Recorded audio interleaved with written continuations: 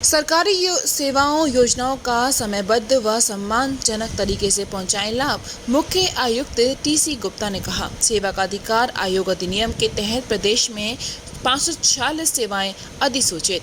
पलवल सेवा का अधिकार आयोग हरियाणा के मुख्य आयुक्त टीसी गुप्ता ने कहा कि सरकार व सेवा अधिकार आयोग का एकमात्र उद्देश्य है कि आम जन के काम बिना किसी परेशानी के समय पर उनकी संतुष्टि के साथ पूरे किए जाएं। सेवा का अधिकार आयोग हरियाणा के मुख्य आयुक्त टीसी गुप्ता ने कहा कि जनहित की सरकारी सेवाओं व योजनाओं का समयबद्ध व सम्मानजनक तरीके से लाभ पात्रों तक लाभ पहुंचाने के उद्देश्य से सरकार ने सेवा का अधिकार आयोग बनाया, जिसमें 31 विभागों से संबंधित 546 सेवाओं को अधिसूचित किया गया है। इनमें से 277 सेवाएं अंत्योदय सरल पोर्टल के माध्यम से प्राप्त होती हैं। लोगों का जीवन और सरल में बनाने के लिए विभिन्न विभागों से संबंधित अन्य सेवाओं को भी चिन्हित कर सेवा का अधिकार अधिनियम के तहत अधिसूचित करवाया जाएगा।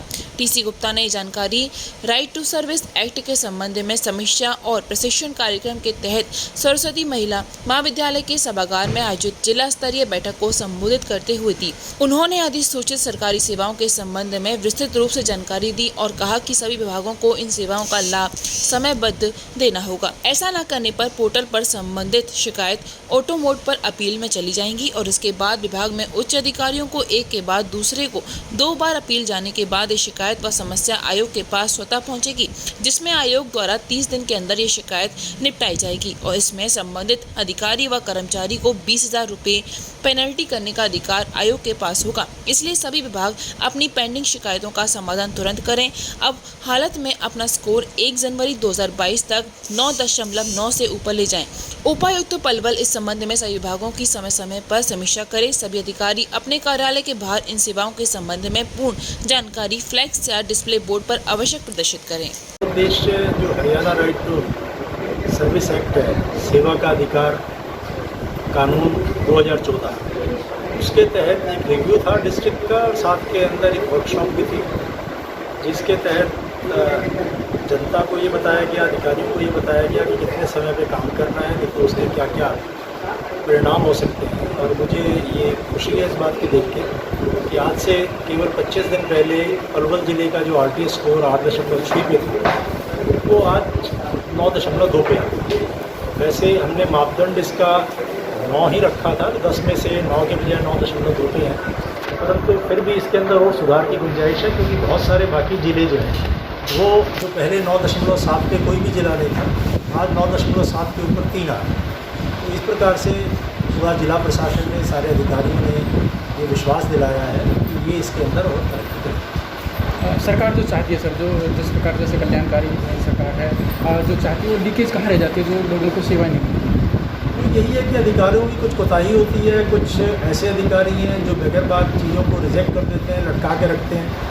तो जिम्मेदारी का अभाव था और इस जो सिस्टम जो किया है, ऑनलाइन सिस्टम है, और आयोग इस चीज़ को सुनिश्चित कर रहा है कि नीचे स्तर तक जो कार्रवाई, जो लोगों की समस्याओं पे ध्यान नहीं दे रहे, लोगों के काम ना कर रहे, उसके प्रति जिम्मेदारी फिक्स की जाए और उनके खिलाफ एक्शन। सर, जो कंप्लेंट रजिस्टर्ड होंगी उसके लिए कोई टाइम निर्धारित किया गया कि इतने दिन में वो कंप्लेंट रिजॉल्व करनी है? इस कंप्लेंट के लिए हर जगह 30 दिन का समय है कि 30 दिन कमीशन के पास भी अपील आ जाए तो हमें 30 दिन के अंदर उसका निर्धारण, उसका समाधान करना है। यदि फर्स्ट ग्रीवेंस रिड्रेसल अथॉरिटी जो पहली अपील, यदि हम कह सकते हैं, दूसरी अपील जो है, उनको भी सबको 30 दिन के अंदर उस चीज़ का जवाब देना है। जहाँ तक जवाब नहीं, निपटान करना। जहाँ तक सर्विस है उसका हर एक का समय है, क्योंकि 4 घंटे भी है, बिजली चली जाए शहर के अंदर तो 4 घंटे, ग्रामीण क्षेत्र में चली जाए तो 8 घंटे, और 135 दिन भी है यदि किसी ने महिला विकास निगम का लोन लेना है तो एप्लीकेशन भरना, सब्सिडी और बैंक में जाना, वहाँ से आना, उसमें 135 दिन का समय। मगर ज़्यादातर चीज़ों के अंदर एक समय सीमा इस प्रकार की निर्धारित की हुई है जो कि संतोषजनक। फिर भी बहुत जगह इतनी ज़्यादा समय सीमाएँ थी, उसको हमने कम करने की सिफारिश सरकार की। नया जो पोर्टल लॉन्च किया है मुख्यमंत्री जी ने 1 सितंबर को आस के नाम से, उससे किस तरह से लोग सेवा ले सकते हैं?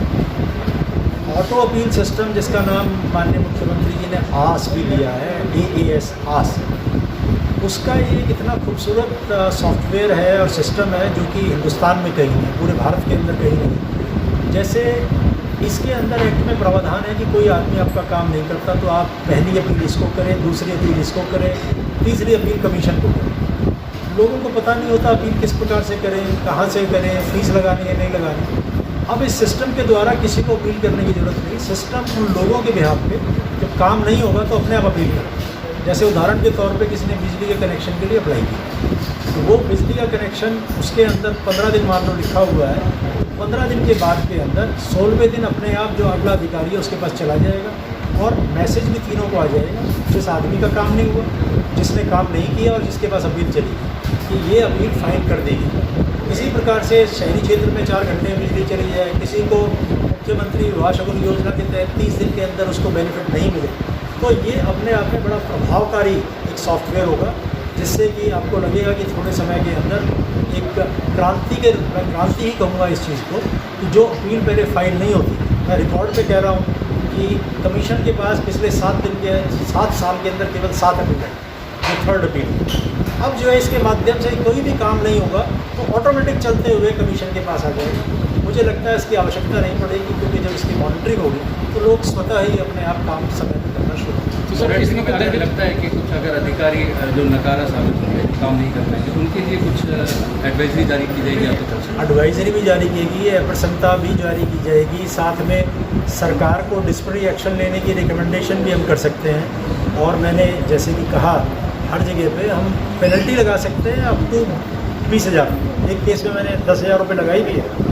और क्योंकि एक बार पेनल्टी लग गई तो वो आदमी वैसे ही चौकन्ना हो जाता है। और मैंने कहा है कि जिस अधिकारी को, जिस कर्मचारी को 3 बार पेनल्टी लगा दी तो उसको डिसमिसल की रिकमेंडेशन, उसको नौकरी से बर्खास्त करने की सिफारिश सरकार को कर दी। जब से ये अधिकारियों ने सुना है, कर्मचारियों ने सुना है, तब से पहले जिस दिन सीएम साहब ने ये प्रोग्राम सॉफ्टवेयर लॉन्च किया था 1 सितंबर को, 1,41,000 केस आरटीएस समय सीमा से बाहर कर दिए, जो आज घट के लगभग 40,000 के करीब आ गए। 1 लाख केस नए भी आए होंगे, परंतु उसका भी निपटारा किया और पुराने 1 लाख केसेस का और निपटारा किया, और आज केवल 20 सितंबर पे।